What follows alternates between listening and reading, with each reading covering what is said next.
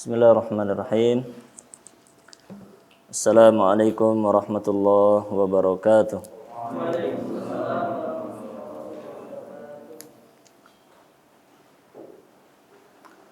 Innal hamdalillah nahmaduhu wa nasta'inuhu wa nastaghfiruh wa na'udzu billahi min shururi anfusina wa sayyiati a'malina.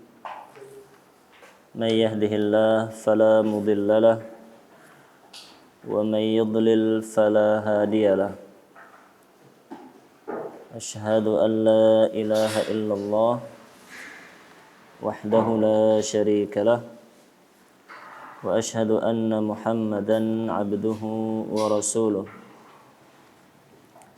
قال الله تعالى يا أيها الذين آمنوا اتقوا الله حق تقاته ولا تموتن إلا وأنتم مسلمون جزاك الله خير اللهم صل وسلم وزد وبارك على نبينا محمد وعلى آله وأصحابه أجمعين.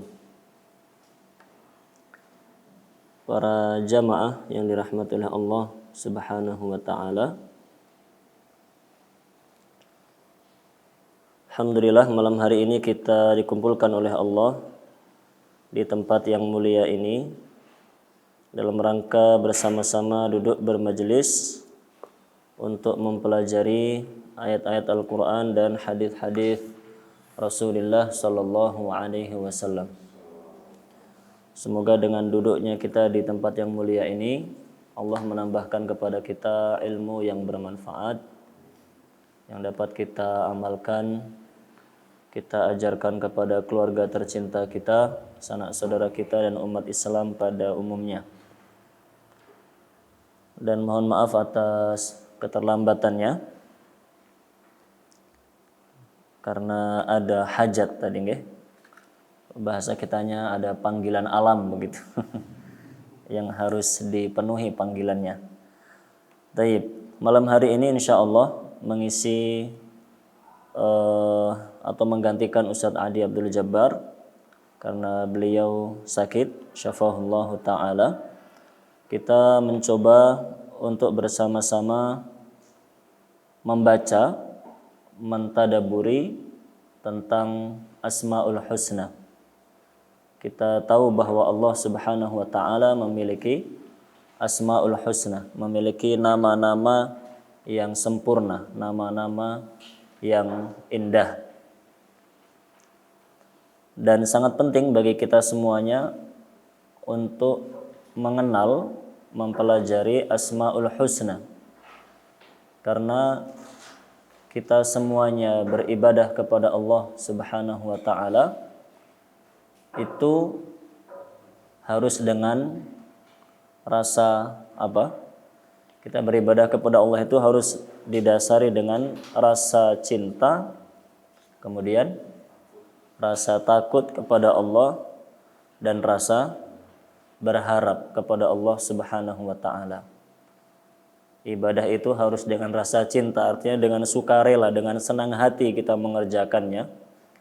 Kemudian ada rasa takut rasa takut kepada Allah bahwa jika kita tidak beribadah kita akan mendapatkan siksa, dan rasa takut kepada Allah serta khawatir bahwa sekalipun kita beribadah belum tentu ibadah kita itu diterima oleh Allah Subhanahu wa ta'ala. Maka diakhiri dengan rasa harap, kita berharap kepada Allah agar ibadah kita benar-benar diterima oleh Allah Subhanahu wa ta'ala. Lah 3 hal tersebut apa saja tadi para jamaah yang dirahmati Allah? Rasa cinta, takut dan harap. Jadi rasa cinta, takut dan harap kepada Allah itu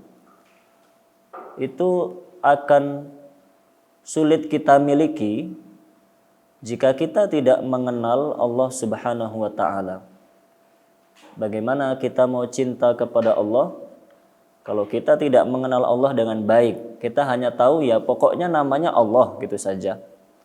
Kita nggak tahu betapa luas rahmatnya Allah, betapa tak terhingga nikmat Allah kepada kita, betapa sayangnya Allah kepada kita sehingga dengan maksiat yang begitu banyaknya kita tidak disiksa oleh Allah serta-merta. Begitu pula rasa takut kita kepada Allah akan sulit kita miliki kalau kita tidak mengenal Allah, bahwa Allah itu siksanya sangat berat. Allah itu kekuatannya tidak ada yang menandingi. Allah itu kalau sudah berkehendak tidak ada yang bisa menghalang-halangi kehendak Allah. Apa saja jika sudah dikehendaki oleh Allah maka akan Allah lakukan. Tidak peduli siapa kita. Bukankah Allah telah menghancurkan Fir'aun, yang dia itu raja pada masa itu tidak ada tandingannya. Orang yang kekuasaannya paling luas, orang yang paling kuat pada masa itu. Ketika Allah pengen menghancurkan, ya Allah hancurkan. Kekuatan Allah itu tidak ada tandingnya. Apalagi kita yang bukan siapa-siapa, tidak punya kekuasaan sedikit pun. Allah juga menghancurkan Qarun, orang yang pada masa itu hartanya paling banyak, orang paling kaya pada masa itu. Kalau bahasa orang sekarang apa? Konglomerat. Ada bahasa Inggris yang sering dipakai sekarang. Crazy apa? Crazy rich. Rich bacanya ya? Rich apa rich? Rich. Crazy rich. Orang paling kaya pada masa itu namanya Qarun. Ketika Allah murka kepada dia, Allah pengen menghancurkan, tidak peduli siapa dia, langsung Allah hancurkan. Apalagi kita yang tidak punya apa-apa. Lah, rasa takut kepada Allah itu tidak akan kita miliki kalau kita tidak pernah mengenal Allah itu sekuat apa. Begitu pula kita nggak akan pernah memiliki rasa harap kepada Allah kalau kita tidak pernah mengenal, nggak pernah mengetahui seberapa murahnya Allah kepada kita semuanya.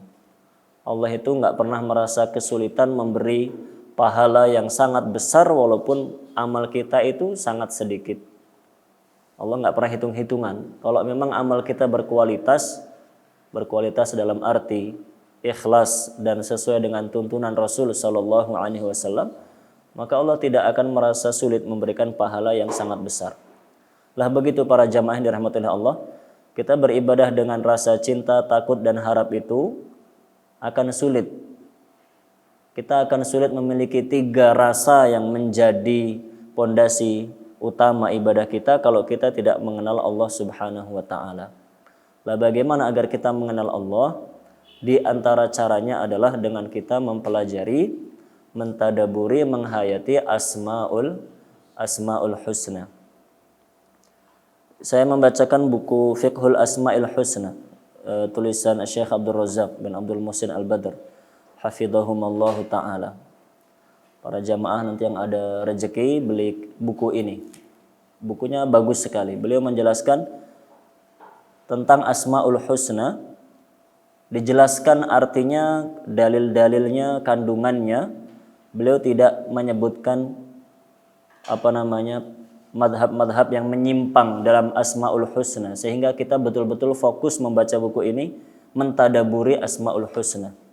Tidak sibuk memikirkan, tidak pusing memikirkan syubhat-syubhat itu dan bagaimana bantahannya. Tidak. Beliau khusus menuliskan di sini agar kita bisa mentadaburi Asmaul Husna.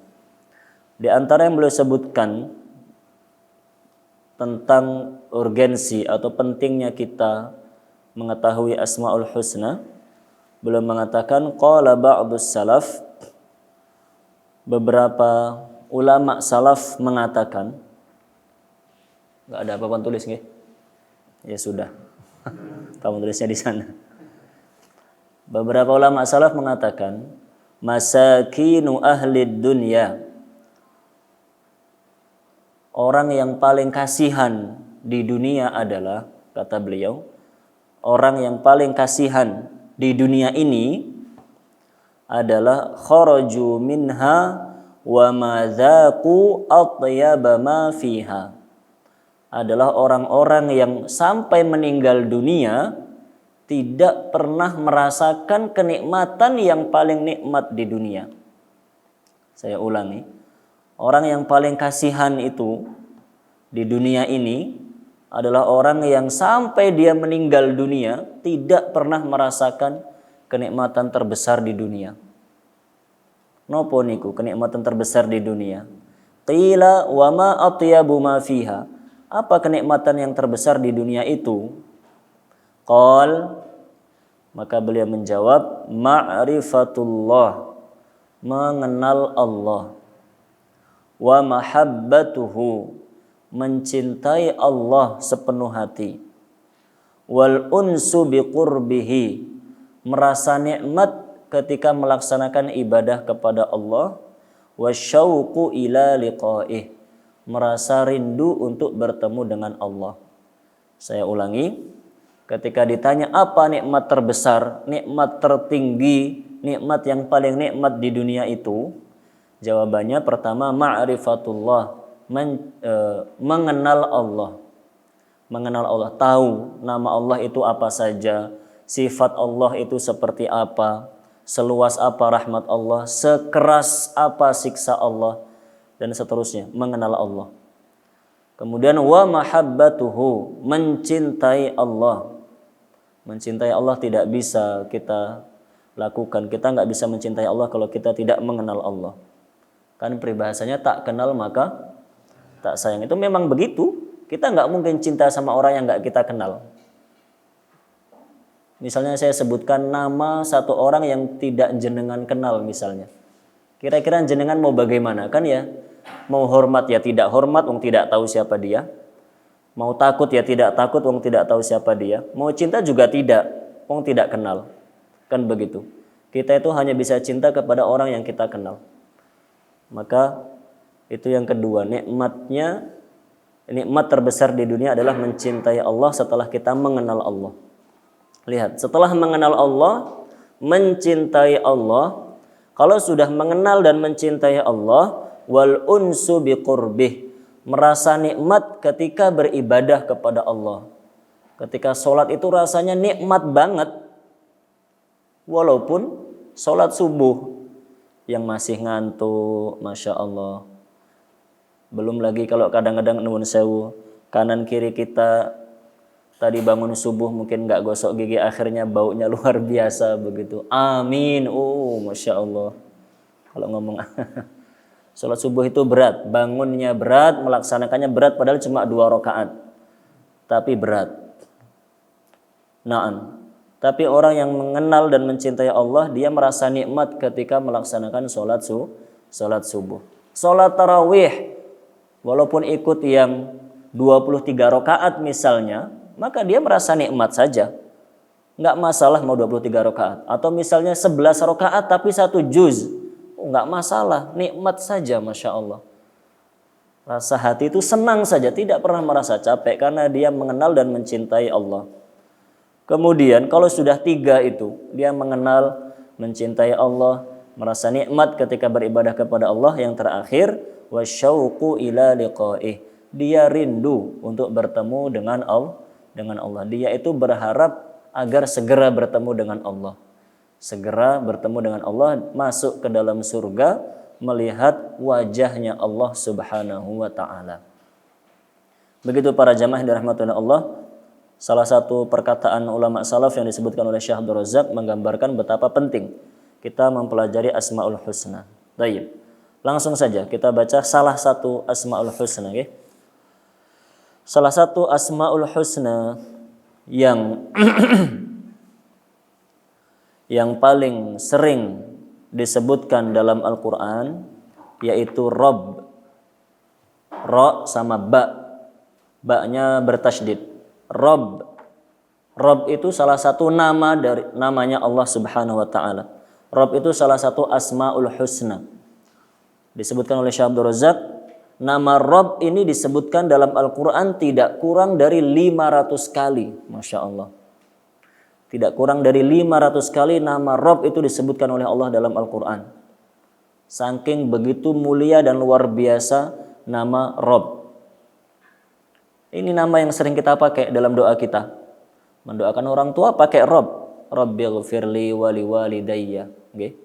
Doa sapu jagat.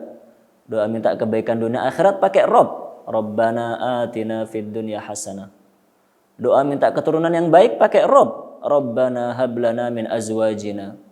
Doa agar diberi keistiqomahan pakai Rob. Rabbana la tuzigh qulubana ba'da idh hadaitana. Begitu. Banyak sekali doa yang menggunakan nama Rob. Bahkan tadi disebutkan berapa kali sekurang-kurangnya? 500 kali disebutkan nama Rob dalam Al-Quran. Rob biasa diterjemahkan dalam bahasa Indonesia apa? Tuhan. Okay. Makanya Rabbana biasanya terjemahannya wahai Tuhan kami, begitu. Rabbana, wahai Tuhan kami. Rob itu salah satu asmaul husna. Tapi menurut sebagian para ulama bahwa menerjemahkan Rob dengan Tuhan itu sebenarnya belum cukup. Karena tidak sepadan begitu. Kalau Rob kita terjemahkan Tuhan itu bukan salah, gitu. Hanya saja tidak sepadan begitu. Karena Tuhan itu dalam bahasa kita ya pihak yang kita sembah, zat yang kita sembah namanya Tuhan. Yang kita sembah namanya Tuhan. Sedangkan nama Rob itu cakupannya bukan hanya menunjukkan bahwa Allah adalah zat yang kita sembah, bukan itu saja. Lebih dari itu. Maka karena sulit dicari kata yang sepadan dengan Rob dalam bahasa Indonesia, maka wis diterjemahkan Tuhan. Maka artinya bukan salah 100%. Ya. Boleh-boleh saja Rob diterjemahkan dengan arti Tuhan. Hanya saja perlu kita ketahui sebenarnya itu belum 100% sepadan dengan makna Rob yang sebenarnya. Oke. Apa sebenarnya makna Rob? Sekarang kita pelajari Rob. Rob itu dalam bahasa Arab artinya mencakup 3 hal. Dari sini nanti kita tahu kenapa Rob diterjemahkan dengan bahasa Indonesia tidak 100% sepadan. Disebutkan oleh Imam At-Tabari, Ibnu Jarir At-Tabari rahimahullahu ta'ala. Rob itu dalam bahasa Arab mencakup 3 makna. Yang pertama, As-Sayyidul Muta'. Artinya zat yang ditaati. Zat yang ditaati. Taat itu artinya kalau memerintah dilaksanakan, kalau melarang ditinggalkan dan dijauhi. Itu arti taat. Orang taat itu bukan hanya beribadah tok, tapi maksiat masih jalan, itu bukan taat. Itu yang harus kita pahami bersama gitu, para jamaah. Kadang-kadang kita merasa, oh saya sudah taat Ustadz. Kenapa? Saya disuruh sholat, sudah sholat. Suruh puasa, saya sudah puasa. Zakat juga sudah, haji juga sudah, alhamdulillah. Tapi ternyata kita maksiat masih jalan. Ghibah nggih jalan. Melihat aurat yang tidak halal nggih jalan. Membicarakan yang haram nggih jalan. Mendengarkan yang haram nggih masih jalan. Itu kita tidak taat. Taat itu perintah dilaksanakan, larangan ditinggalkan. Itu baru taat. Taib. Lah, nama Rob itu arti pertama dalam bahasa Arab adalah zat yang ditaati, yaitu yang dilaksanakan perintahnya dan dijauhi larangan-larangannya. Makna yang kedua, Rob itu artinya adalah zat yang memelihara. Zat yang memelihara segala apa yang dia miliki. Rob, zat yang memelihara, yang melindungi. Okay. Artinya tidak merusak, tidak membebani di luar kemampuannya.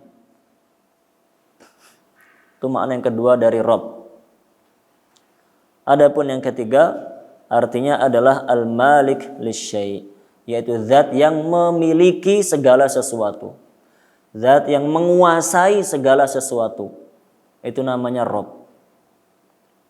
Lah, para jamaah yang dirahmati oleh Allah, dari 3 makna tersebut, Allah ketika dinamakan sebagai Rob, maka 3 makna itu semuanya ada pada diri Allah Subhanahu wa ta'ala. Karena Allah itu pertama adalah zat yang harus ditaati. Okay. Siapa saja tidak taat maka Allah berhak untuk menyiksa dia. Yang kedua, Allah itu zat yang memelihara seluruh makhluknya. Allah itu merahmati orang-orang yang beriman Bahkan orang-orang kafir pun dirahmati oleh Allah. Orang-orang kafir pun masih diberi rahmat oleh Allah. Bahkan lebih dari itu, hewan pun yang tidak berakal itu diberi rahmat oleh Allah Subhanahu wa ta'ala. Maka betul Allah dinamakan Rabb, yaitu sebagai zat yang memelihara, melindungi seluruh makhluknya. Dan yang ketiga, Allah itu zat yang menguasai, memiliki segala sesuatu. Semuanya adalah milik Allah. Bahkan harta yang kita cari, kita yang bekerja, kita yang mengumpulkan, hakikatnya tetap itu adalah harta milik Allah Subhanahu wa ta'ala. Lah, dari tiga makna itu, kalau kita terjemahkan Rabb itu dengan arti Tuhan, berarti Tuhan itu baru mewakili makna yang nomor berapa kira-kira para jamaah? Okay. Tuhan itu baru mewakili makna nomor satu tok, yaitu zat yang diibadahi. Zat diibadahi dengan cara dilaksanakan perintahnya, dijauhi larangannya. Kata Tuhan itu baru mewakili nomor satu saja. Nomor 2 dan 3 belum ada dalam kata Tuhan. Hanya saja tidak apa-apa diterjemahkan dengan Tuhan. Namun yang perlu kita ketahui berarti makna Rabb itu sebenarnya sangat luas sekali. Setidaknya mencakup 3 hal tersebut. Maka para jamaah yang dirahmati oleh Allah, ketika kita menamakan Allah adalah Rabb, artinya Allah itu zat yang harus ditaati, dilaksanakan perintahnya, dijauhi larangannya. Allah itu zat yang memelihara seluruh makhluknya, semuanya tanpa terkecuali, bahkan orang-orang kafir sekalipun. Dan Allah Subhanahu wa ta'ala yang memiliki, menguasai seluruh makhluknya tanpa terkecuali satupun. Naam. Para jamaah yang dirahmati Allah Subhanahu wa ta'ala. Baik. Selanjutnya,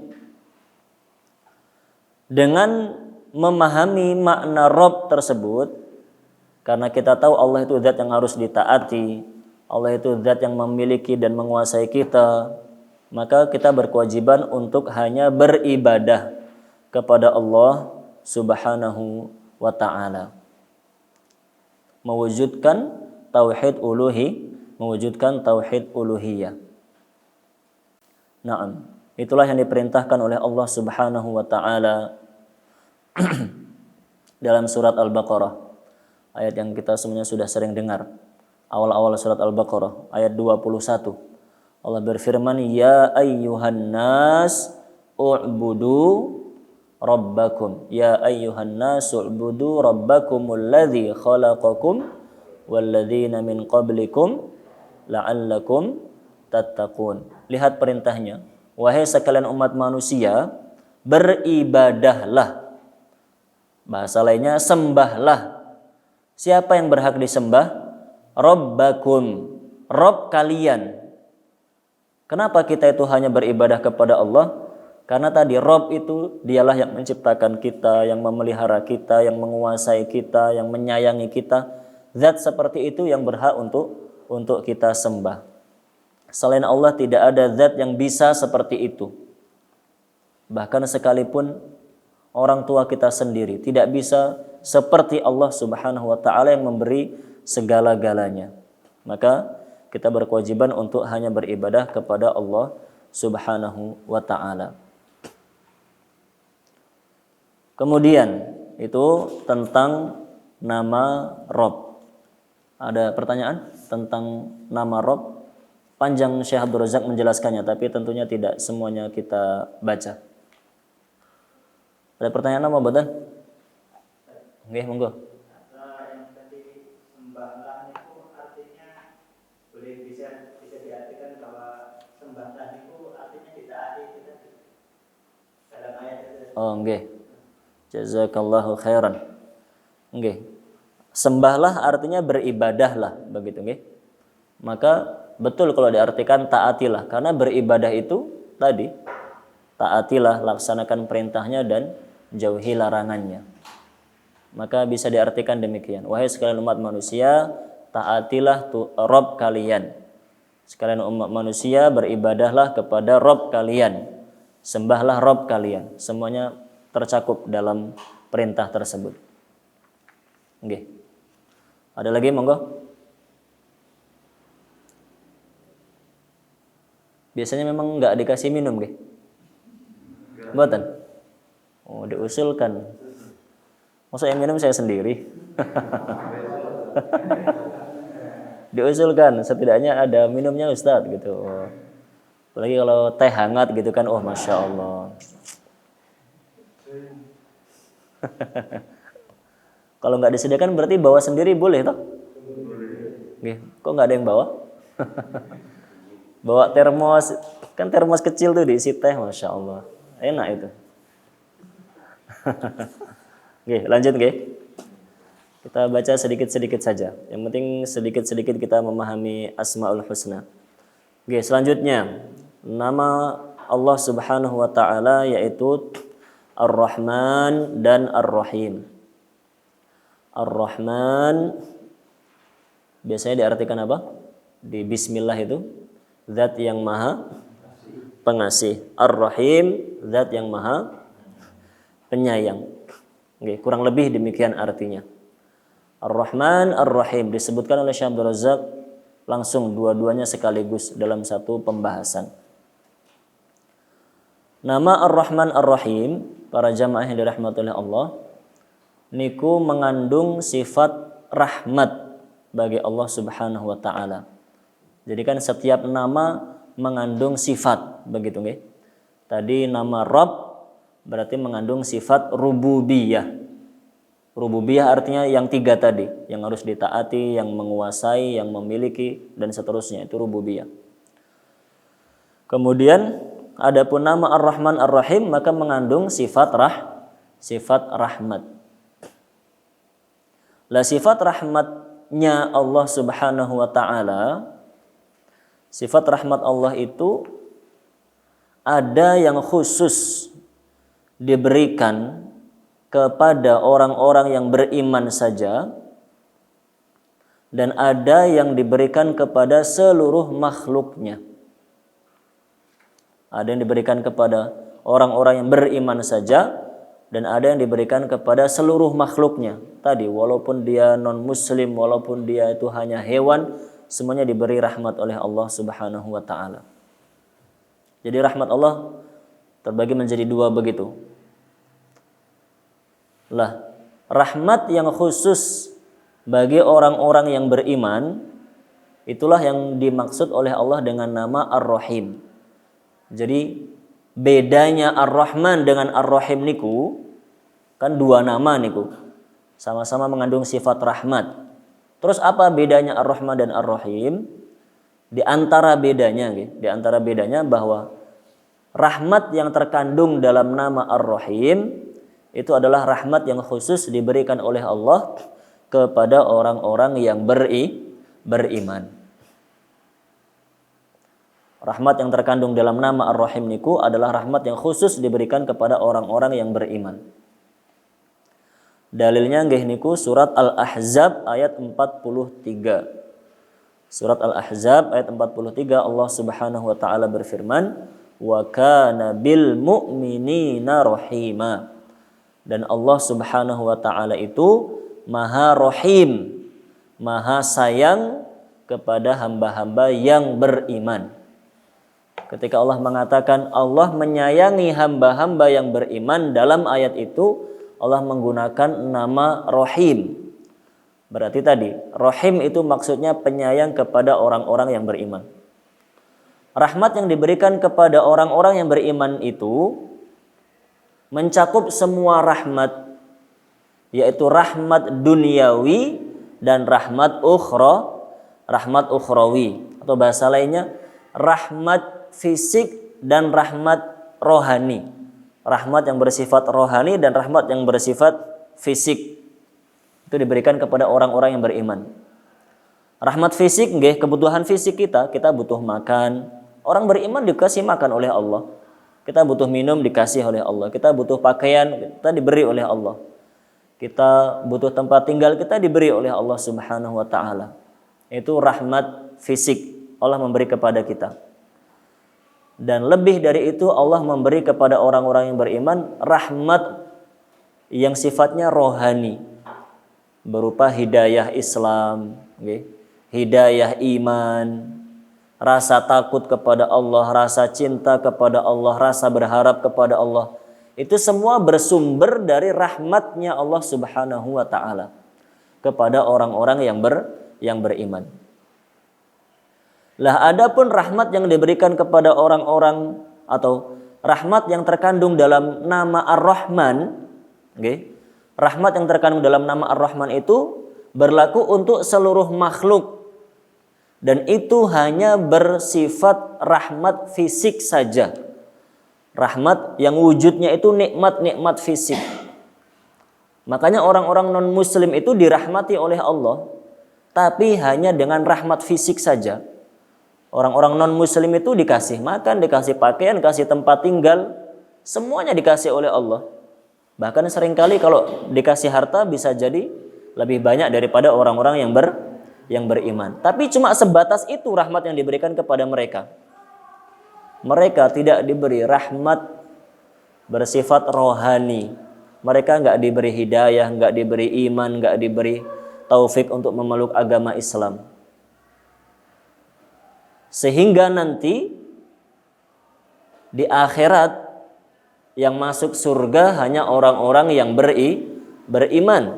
Karena rahmat yang sifatnya fisik itu habis di dunia. Kan begitu nggih? Yang kita sebutkan tadi, makanan, minuman, pakaian, tempat tinggal, kendaraan dan seterusnya itu rahmat fisik yang habis dipakai di dunia. Dia tidak akan bisa dibawa ke akhirat. Kan ngoten nggih? Makanya orang non-muslim itu di dunia bisa jadi dapat rahmat, tapi di akhirat kalau dia nggak bertobat sampai akhir hayat pasti di neraka. Nggak ada tempat lain. Kalau orang-orang mukmin, masya Allah, di dunia dikasih rahmat fisik, kebutuhan fisik kita dicukupi oleh Allah, dan itu nanti sudah habis kita nikmati di dunia, kemudian di akhirat kita masih mendapatkan rahmat, karena kita mendapatkan rahmat yang sifatnya rohani tadi, yang akan kita bawa sampai ke negeri akhirat. Rahmat rohani itu nanti yang membuat kita dicintai oleh Allah, diridhoi, sehingga kita dimasukkan ke dalam surga. Allahumma amin. Oleh karenanya para jamaah yang dirahmati oleh Allah Subhanahu wa taala, dalam banyak ayat Al-Qur'an Allah itu memerintahkan kita agar beramal soleh, sehingga nanti Allah akan menambahkan rahmatnya kepada kita. Lihat, Allah memerintahkan kita beramal soleh, sehingga Allah akan menambahkan rahmatnya kepada kita. Maksudnya rahmat yang sifatnya rohani, bukan rahmat fisik. Ini nanti penting.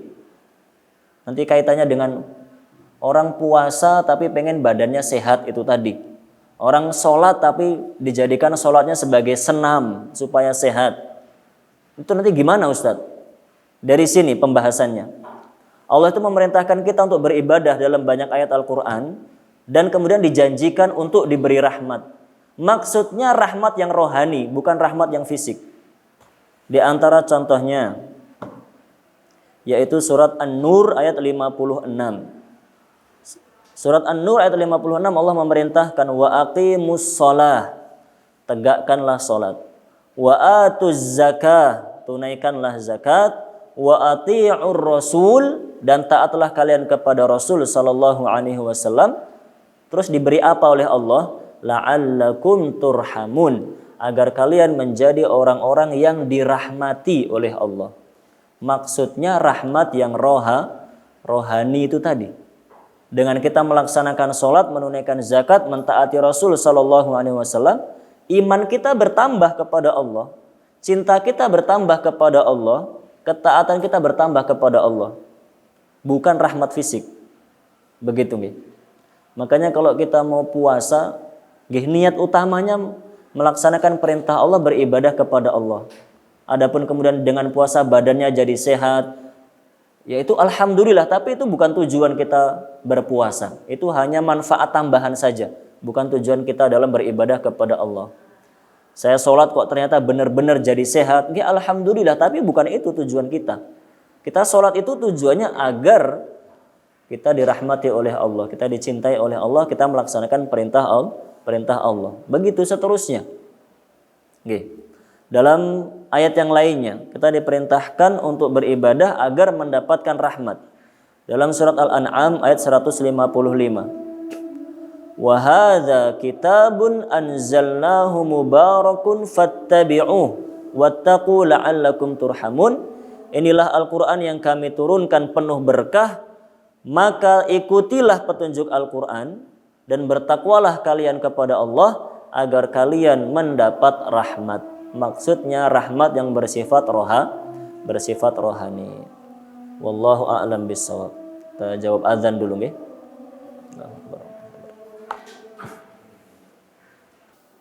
Kita baca satu hadis lagi nggih. Setelah itu kita melaksanakan sholat berjamaah.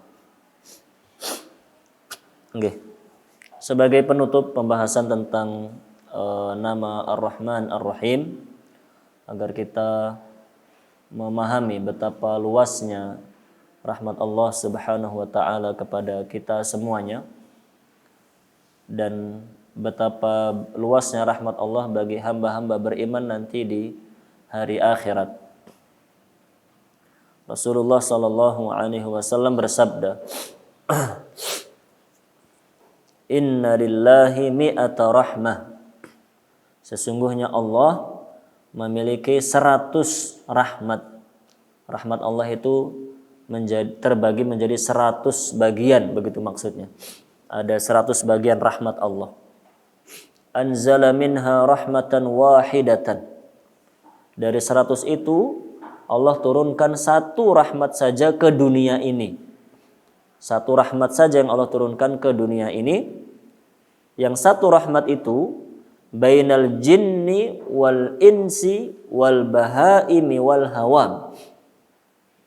Cukup untuk merahmati bangsa jin, bangsa manusia, hewan-hewan ternak, dan binatang-binatang kecil lainnya. Satu rahmat itu untuk bangsa jin, baik jin mukmin maupun jin kafir. Bangsa manusia, baik manusia taat maupun manusia ahli maksiat, manusia kufur sekalipun, semua rahmat Allah atau rahmat Allah itu cukup untuk mereka semuanya. Bahkan binatang sekalipun cukup semuanya mendapatkan rahmat Allah. Padahal yang diturunkan baru berapa? Baru satu rahmat saja. Fabiha yata'atafun. Dengan sebab satu rahmat itu, satu dengan yang lainnya saling mengasihi. Wabiha yatarohamun. Satu dengan yang lainnya saling menyayangi. Manusia dengan manusia saling menyayangi. Jin pun begitu, hewan pun begitu. Masya Allah. Wabiha ta'tiful wahsyu ala waladiha. Dengan sebab satu rahmat itu pula, hewan-hewan buas itu sayang kepada anaknya. Hewan buas sekalipun itu sama anaknya sayang. Masya Allah. Padahal dia buas, liar. Kepada selain bangsanya dia akan memangsa. Tapi kepada anaknya dia sayang.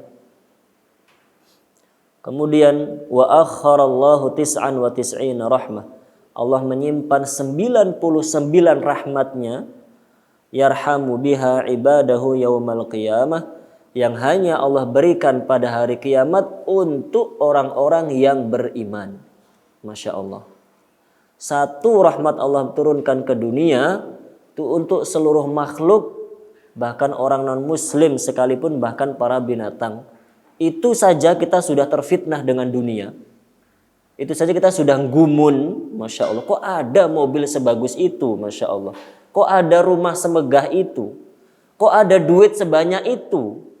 Kadang-kadang kita nggak bisa mencerna gitu. Kok bisa ngumpulin duit sebanyak itu? Masya Allah.